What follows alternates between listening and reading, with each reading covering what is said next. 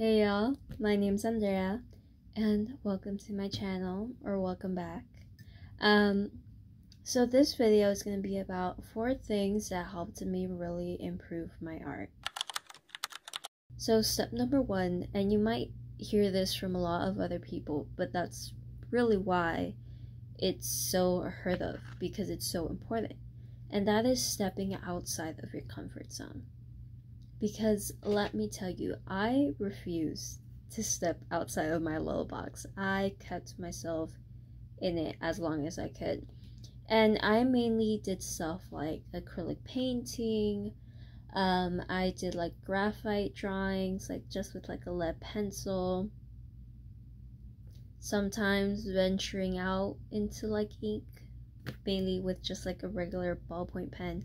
I wasn't really trying to do much outside of my comfort zone.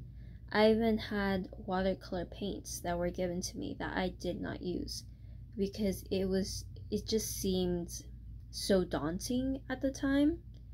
And I think that's very true with a lot of art mediums and just art in general. It can be very daunting to start and to know where to start. For me personally, a big thing that helped me push myself outside of my comfort zone was school.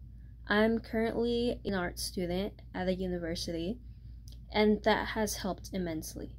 Now, that being said, I don't think you have to be an art student in order to improve your art. I think you could do it from home. I don't think you have to go to an art school or anything like that.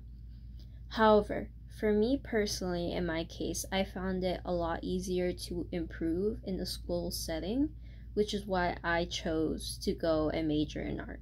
That being said, what new stuff did I try? Well, one of the first things that I really tried doing was painting figures. Up until that point, I had strictly drawn people, but I wasn't really painting them. I was very scared of painting figures. I very much stuck to like clouds. I did very basic paintings that I knew I could succeed in. Something I knew that was like accomplishable. Like, yeah, I can do this. However, doing that meant that I kept a very simple subject. And I kept my paintings very simple. I mean, I'm still proud of what I've made, but I know it could have been so much better if I was willing to take that jump.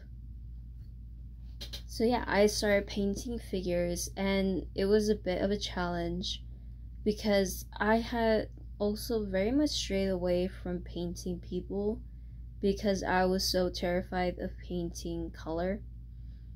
Specifically like skin color, because I feel like that's a very hard thing to nail down without like understanding color theory, because like when you do like abstract paintings or like clouds or something like that, you can make them whatever color you want to make them and it'll be fine. With people though, it's not so much the case unless that's like a stylistic choice you're going for, but I wasn't at a point where I can make that stylistic choice intentionally. So painting figures was incredibly challenging. However, it also became incredibly rewarding once I got it done. This painting that I made, it took me a long time to get the skin color right, and it's so funny because I'm doing my own skin color and it should be relatively easy, but it wasn't, and it was such a pain having to remix colors, or if my paint dried out and I had to remix it and try to get that match again. It was frustrating, but the end result was so incredibly worth it, and I felt so incredibly proud of the work I made. I also tried mixing media. I was very hesitant. I had never really done that before. Like, the most I had ever done was using like a Sharpie with colored pencils. I was never going like really crazy or anything. And like the mixed media that I did was very minimal. So mixed media was a whole new beast in a way. I tried ink and mixing that with graphite or mixing it with watercolor. I tried mixing ink with acrylic paint and graphite, and that was a whole new game changer. And I truly love working mixed media now. Like, I'll mix acrylic paint with oil paint, I'll mix ink, graphite, color pencils, paints.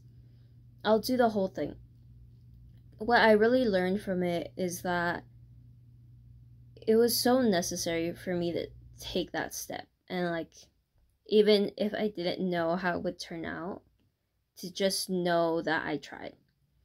And a lot of the times, once I finished that mixed media piece, I felt that adding those different medias really elevated it to a place where I could not have gotten it to if I had stuck to one medium.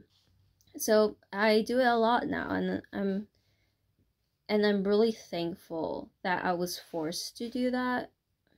I say forced, but forced to do that, because otherwise I would not have done that myself to help myself.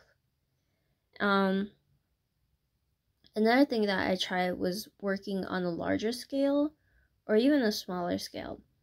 I had pretty much worked usually like on a regular 8.5 by 11 piece of printer paper. Like, that was my to-go. That was what was accessible to me. I didn't really own like a lot of sketchbooks and stuff, so like that's what I mainly did. I did eventually start using like 24 by 24 canvases. But that was a long time ago in my artistic journey, so I wasn't really using those canvases to the fullest. But once I did start forcing myself to work larger and even to work smaller, the smallest I've gone recently is a 4x6 print that I made. And working in those different sizes has really forced me to be mindful of space and how I utilize it and the best ways to utilize it. Because it's very easy to fill up an entire piece of paper with designs. And I think the most important lesson that I had ever learned was when to leave things blank. Because a lot of times, at least for me, leaving things blank that felt very unfinished. So one of the things I learned was that leaving it blank doesn't have to mean, or it doesn't have to feel unfinished. It can feel resolved, and one thing a professor said, it can feel worthy of someone's time, depending on the amount of finish you put on the rest of your piece. Learning that had been incredibly helpful, and it just really helped push my art in a way that I didn't know it could be pushed. It started feeling almost like fine art and not just something you could draw in your notebook, This piece I made, even though it has so much white of the paper left in it, it feels incredibly finished because of the amount of time and detail that I put into the rest of it. Working in a different scale than what you're used to, whether it's larger or smaller, is incredibly helpful, just keeping you mindful of the space that you have to work in. Another thing I tried was digital work. I was very hesitant to learn how to draw digitally. I, of course, have seen so many people draw digitally, and I just think they're amazing. I've seen artists like Devin L. Kurtz. She is jaw-droppingly amazing. Her work I admire it so much.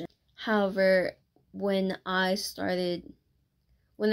attempted to do digital work, I instantly compared myself to them. I was like, why should I even bother when I'll never be able to get to that standard? And I think that's the second thing that really helped me improve my art. You have to let go of the fear of failure. And it seems like a silly thing to say, but it's true. You have to be willing to fail. And it sucked having to figure that out as someone who constantly wanted to prove or to show that they were good, that they could be successful, or that they could be the best. But having that notion of being the best or being good, it can really hold you back from trying something when you don't automatically succeed. I was never going to be able to take on digital art and automatically create a piece that could be as good as Devin L. Kurtz. It wasn't going to happen. So after I let go of that notion, I was willing to take the risk of, okay, this might look bad, but I tried, and I will keep on trying until it looks better. Eventually, I want to say second year at university, I had the chance to make an art piece in whatever topic I wanted, whatever medium I wanted. It was very much free range, go for it kind of vibe. And I had gotten to the point where I was like, I wasn't the happiest with my skill in digital art, but I wasn't exactly mad at it, and I felt like it could be decent enough where I could turn in an assignment. So I decided to do that, and I even took it a step further, and I decided to make it a GIF. Now, this took hours, but at the end of it, I was so proud, and I was so happy. And it's so funny because I look at it and I see a million things that I could do better. Yet, the thing that I notice most, or I remember most about that project, is the time I put in, the effort I put in, and how proud I was of having taken that step, regardless of the outcome. But it is my favorite piece because of what I was willing to open myself up to. And after that, I started using digital art a lot more, and I've made so many more pieces, and I love it now. And I know that there's still a lot I can improve in, and I'm taking it step by step and doing my best. And even if it's just for sketching or for planning out colors for my paintings, it has been extremely helpful. So yeah, I really love working digitally now. I still love working traditionally. They're both my besties, but it's been great using digital and not feeling as restricted as I did before. This is a little bit more personal, I guess. I feel like the other two steps are very much like it can fit for everyone. But for me, figure drawing was particularly important because of what I draw. I do portraits. I do full body portraits. I do busts. I feel like my figure drawing, whether it's doing the entire body or just drawing the head, it had extremely improved once I took figure drawing classes and anatomy classes. And a lot of that had to do with understanding form, because It's very easy to think that I understood form. Don't get me wrong, it felt very easy. But there's a lot to be learned once you actually know anatomy, and once you've practiced figure drawing so much that it's kind of like slowly becomes ingrained in you. Once I learned anatomy and once I learned figure drawing, I immediately began seeing everything that was off. Because when you're drawing and when you're like self-taught, you don't necessarily have the critique that you do in school, where they not only tell you what's wrong, but they also tell you how to fix it. And I think that's really one of the most important parts, and one of the biggest reasons I chose to go to school. And after taking those classes, I figured out, oh, it was my figure. I didn't understand anatomy enough, or this pose could have been more interesting, and that's why my piece feels flat. That's why it feels static, why it feels boring, so on and so on. After taking those classes, I started realizing how much bad figure drawing or anatomy can be distracting to a piece. Like, you can have amazing color, amazing line work, and amazing composition, but if your anatomy's off, your proportions off, or your figure is just static, it will immediately knock it down a couple points.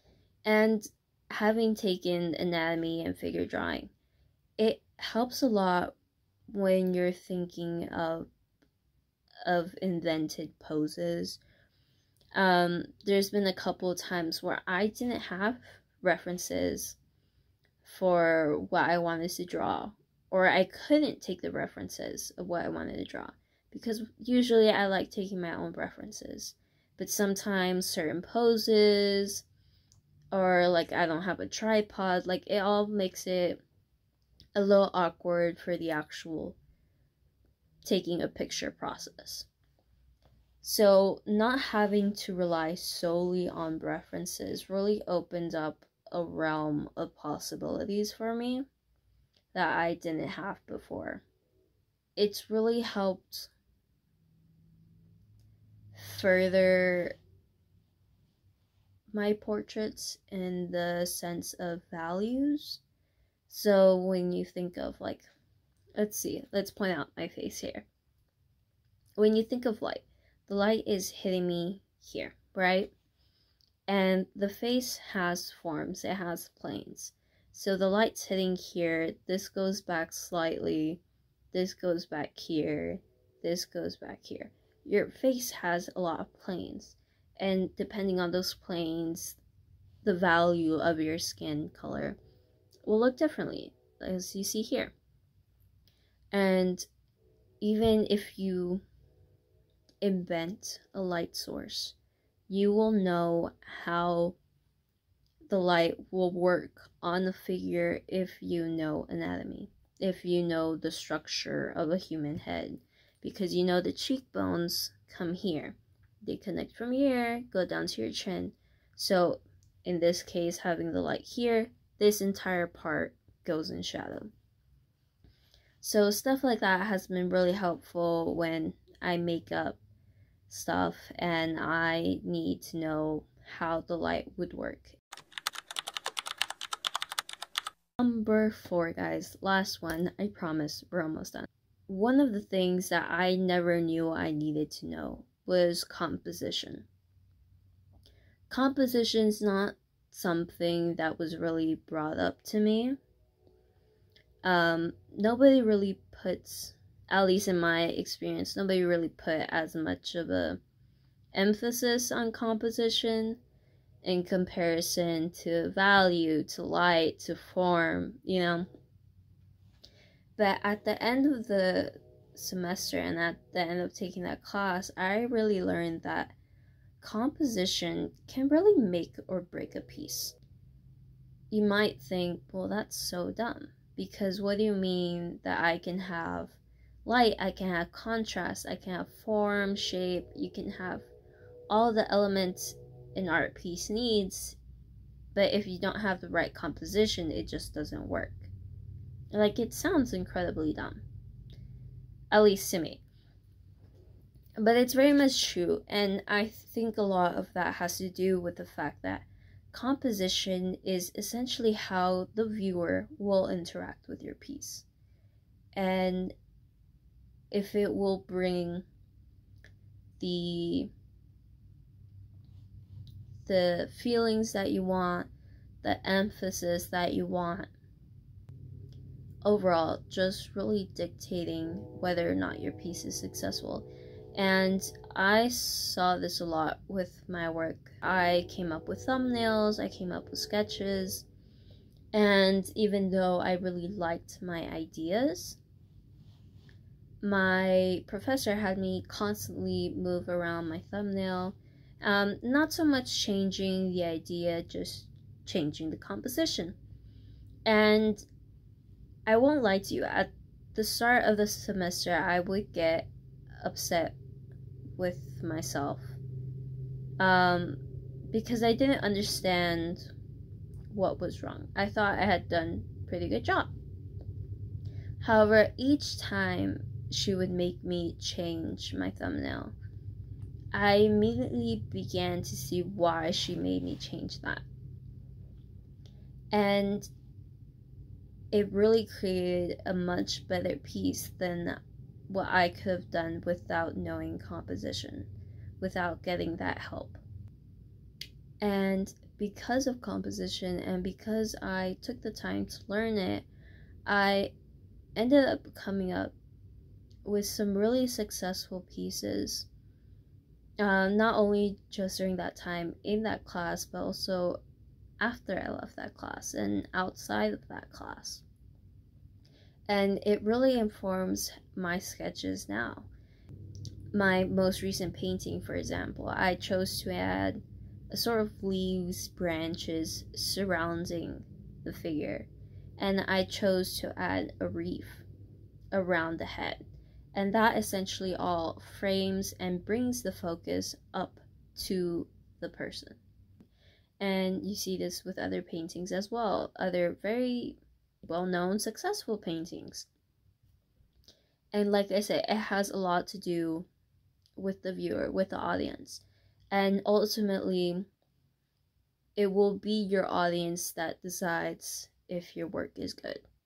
Whether that audience be professionals, whether that audience is other art students, whether it's the actual public, it does make a difference. And it is helpful to learn those things, whether it is that you learn it in a school setting or you learn it on YouTube. It really doesn't matter, as long as you take that time to improve. Those were my 4 things that helped me improve my art: stepping out of my comfort zone, being willing to accept failure, figure drawing, and composition. And with that, I say goodbye and thank you for watching.